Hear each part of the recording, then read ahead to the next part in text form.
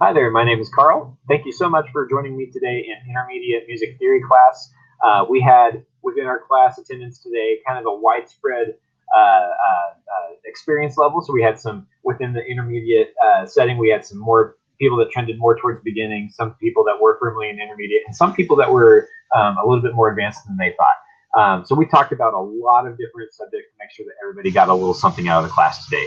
We started off by talking about one of my favorite things, which is just an introduction to key signatures, how to identify major and minor key signatures, and easy ways to remember them using the last sharp rule or the second to last flat rule.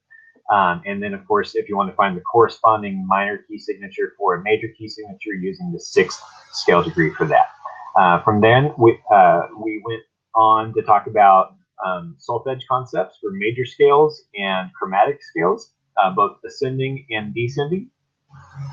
We also talked about chord inversions, and we talked briefly about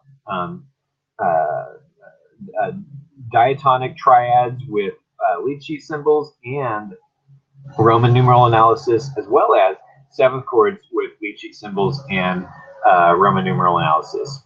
After that, we dove into a little bit of a follow-up from our last intermediate class where we discussed different types of chord qualities.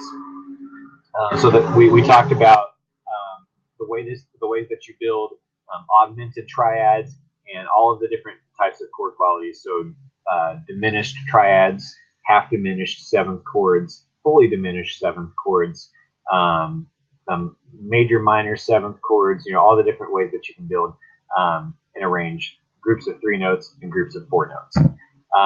From there, we talked about some very advanced concepts. A little bit further for intermediate students, we talked about some fourth species counterpoint for a brief moment, and we had some follow-up videos that we could look at for those that were interested in that.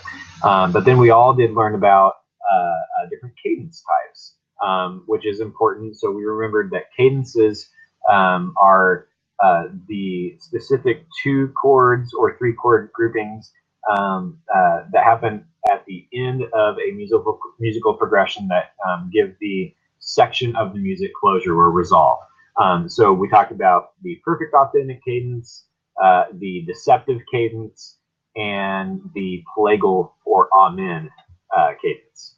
So lots of supplemental materials we discussed online. We gave some links. I gave people time to screenshot different examples that I made with Sibelius, the music notation software, and it was a good time. So remember, if you have follow-up questions, you can click the link in the Google Doc that has my Take Lessons profile on it, and you can use the Ask a Teacher question, and I can get you taken care of.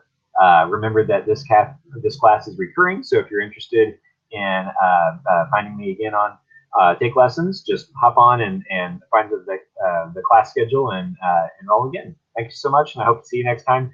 In the meantime, happy practice.